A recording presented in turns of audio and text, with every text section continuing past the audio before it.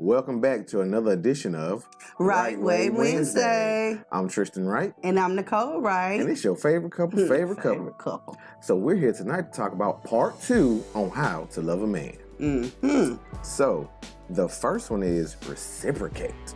Many people don't know what that is, you know. You just reciprocate. You just do unto others as you have them do unto you. That's the same thing. But what you really want to do is love that man like he loves you. That means doing just about any and everything that he can. Who is this guy? But you want to reciprocate that love, you know, the thing that he does, like where he goes above and beyond to try to make you feel good, to try to make you feel better. He try to ask you how your day is going, things of that nature. You should do those same things to him. Yeah, you got to reciprocate the same love and affection that you're getting. And if you're not getting it, maybe if you start it, he'll reciprocate to you. That's good. You know, we always wait on them to ask us how our day went or what happened today or, honey, why you this? But no, maybe you don't care about my feelings. But they got feelings too, y'all. So maybe, you know, when you talk to him on his way home from work, you know, ask him how his day was. Ask him what happened. Don't just always assume that it's all about you. That he wants to hear what you got to say, what happened to you at work or wherever you were that day. That girl tried me. She tried me. You know, so often we feel like our day is so much more important than their day because we take on a little bit more than the husbands do or the spouses do. Or a lot of times. Because you got the children, you got the house. Like, you know, but just because our load is a little bit heavier doesn't mean that their load doesn't matter. Right. So a lot of times, like she was saying, the load is not heavy. A lot of times men internalize a lot of stuff. And they don't really know how, well, I ain't gonna say they don't know how. No one's ever asked them how their day went or how to speak about certain things that they may want to talk about, but they don't really know if they can trust you with what they talk about. Have that conversation. Because, you know, a lot of times in conversation, like, I may say something that I was vulnerable in that state, but then later on when we get in an argument and you get upset with that person, tends to come out in that argument. I was like, man, I don't even trust you no more because I can't even talk to you now. You know what? I think that's something I need to work on because he keep bringing it up, y'all. So I believe that's something I do. I'm just going to take the context clues. You know, she used to do it.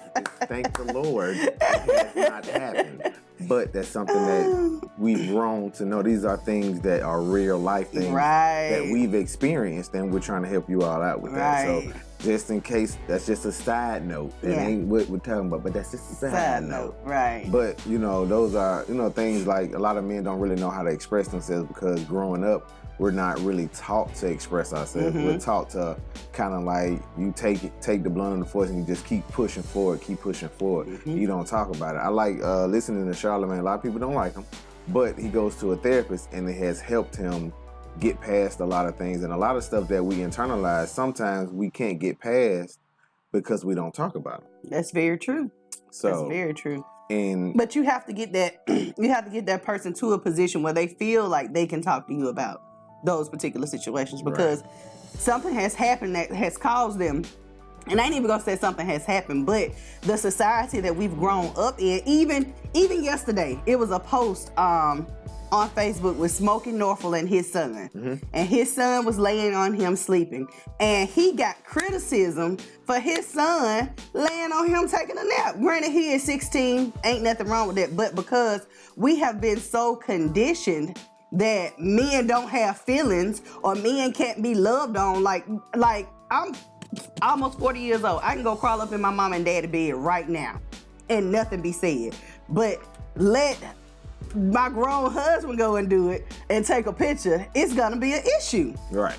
It's gonna be a real issue because they are not looking at the fact that I am needing my father, or the fact that I am needing that love from my father, they're looking at, you're a grown man. Why would you go lay up? No grown man need to be up under his daddy. Right. But at the same time, I may be needing that because nurturing. it wasn't reciprocated with them growing up. When little boys cry, or when little boys run to their mama, stop all that crying. Stop, you a boy, you this, you that. It wasn't, that love wasn't reciprocated. Right. As they grow up. So now, us as wives, us as spouses, or whatever you call yourself, you get this husband, get this man, and you don't really know what to do with him, because that part of him has been shut down, because growing up, that love was never reciprocated. So he don't know how to give back to you what wasn't given to him. Oh shit. That was the Holy Ghost, boy. She went down deep. But yeah, that's a good example on the reciprocation. Sometimes you have to be patient with him. You know, reciprocate, because a lot of times men are very patient with women, and sometimes they aren't. Sometimes, you know, they see things and be like, hey, I'm gonna need you to go and get it together. Yeah. But at the thank same God time, I didn't get one of them. Right. Because he needed a lot of patience with me, glory to God. But, you know, some men are more patient than others, but still, I think that women have much more patience because of kids, and so they can be more patient with certain men, but it's certain, not saying that you got to stay there and be patient with him for 900 years, because that's not he what was we're doing, saying. But at some point, you should at least have a conversation about the patience that you should be having with him. Like, hey, be kind of patient with you going through this right now, and I'm gonna continue. I just need you to show me some patience in this area or that area. So right, and because it's gonna come time where you're gonna need him to reciprocate back to you. You're gonna need some patience in a certain area. You're gonna need him to be able to take that time and let you work through whatever that situation is that you're going through. So we have to learn to reciprocate. And the next point is, and we've already talked about, have understanding. Understanding is great, because a lot of times, like we know that all men are not perfect, all women are not perfect, but be patient and understand what he's going through. Understand the situations that he's been in. Understand the way he was brought up, the way he grew up, the household that he came from, the things that he's seen, the things that he's going through. Understand that those things built and shaped and molded the person that you fell in love with. Right, and understand that you came with stuff too, and just because you were vocal. You were vocal, and you were I can't find the word, but you were groomed in a certain way too in your house. And just because that's how you were groomed doesn't mean that everything that you do is right. Right. And he's gonna have to have understanding with you also. So you have to have an understanding in a relationship that we both usually come from broken places. That we don't even know that we're broken. That we don't even know we're broken until we try to get with somebody else. And try to fit them two pieces together, and it's like jagged edges, you know. But it's the truth, y'all. Excuse my allergies and sinuses. You might hear me sniffle a little bit. But yeah, you just have to, you be trying to put those two pieces together, and they're both broken pieces, but now you got to try to sand down, try to reshape, put them back in the fire. You might have to reshape them in order to make them fit. And also be willing to, what the word says, the iron sharpens iron. Be willing to be sharpened by him. Be willing to be able to allow him to point out some things that maybe he don't feel like works in the marriage or works in the situation. Just like you could always point out, well, babe, I don't like when you do such as, because women, we're vocal. We ain't gonna just let you keep doing stuff and we don't say anything about it. You're gonna know long before. and a lot of times, and men are going to have to understand, and women also don't take offense to everything that somebody says to you. Like, they may not say it in the best way, but they don't mean any harm by it either. But you have to be willing to readjust. Right. what you've said, or maybe if that what they said hurt your feelings, the person that said it, you got to be able to express that it hurt your feelings, and that person has to be able to accept that it hurt your feelings. Right. Because that may not have been the intentions, but at least say, well, hey, that wasn't my intention. Right. I apologize, and this is what I meant. We have to understand that we're not going to be perfect. That man is not going to always be consistent. We always have issues because we want things to be a certain way all the time, but sometimes consistency is very hard for some people to have. It takes discipline and practice and patience and understanding that, hey, I know that you're not perfect. I know that you're not always going to be exactly what I want you to be. So we got to have that with one another. Right. You got to have that love, that compassion, that companionship with that, because some people are just run out on a relationship because they had a disagreement about something that was like a man's supposed to take out the trash. This is an example. That man's supposed to take out the trash. Well, you was up, you seen it before. Why didn't you take it out? But they'll have an argument over that, and it'll go and snowball into something bigger, and then now y'all out of the relationship because, man, she want me to always take out the trash. There's so many relationships that have been broken and have been divorced and not together, and it could have been salvaged if we all just understand how to love one another. We're teaching about how to love a man, but how to love one another and have patience and understanding and reciprocate and prayer. Prayer is very deep. Prayer is very necessary. A lot of people don't really rely on prayer, but it's a very necessary tool in the repertoire of tools to have in your marriage. Because a lot of times I got a chapter that I'm writing right now in our book that's coming out probably next year about praying about your spouse's broken places. Because there are things that you don't even know about. Things that you've never seen, things like the things that they've been through. They may have been molested. They may have been left. Family members may have hurt them. Other family members may have touched them. You don't never know. Yeah. And those things are internalized, and they just keep, and they lash out at you, but you don't really know, like, cuz I ain't even did nothing. What I did to you. But it comes from things that happened in their past. And if you have a prayer life, it can help you walk through those places in your marriage. This book right here, y'all. I'm finna put a shameless plug, and it ain't even my book. It's my apostle's book. But in this book, it's called Put Your Mouth on Him. Put your mouth on him. And she talking about mind, body, and spirit, okay? The whole man. The whole man. But in this book, it comes with prayers. It comes with affirmations. Even if you don't know what to pray, even if you don't know how to pray, even if you don't know what to say, what you need is right there. It's right here in this book. And I'm only telling y'all that because I have read this book twice, okay? And I have seen what prayer will do for my marriage. Yes, I've always prayed, but when learning the correct way to pray, the correct thing to ask for, specifics, it takes you on a whole. And just in that small amount of time, I've seen things change in him. Stuff that I've thought about or prayed about, our entire marriage now has come to surface because now I know exactly how to do it. You can find it on Amazon. It is on Amazon. Put Your Mouth on Him by Sybil Sloan, Dr. Sybil Sloan. If you want it for a gift, I might get it for you for a gift.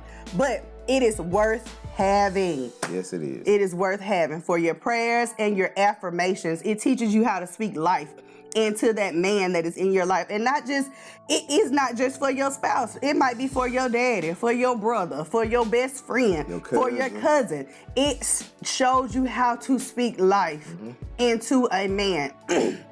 In this time, in our lives, in this climate of the world, men need to be uplifted, especially black men, because we have put women completely at the forefront.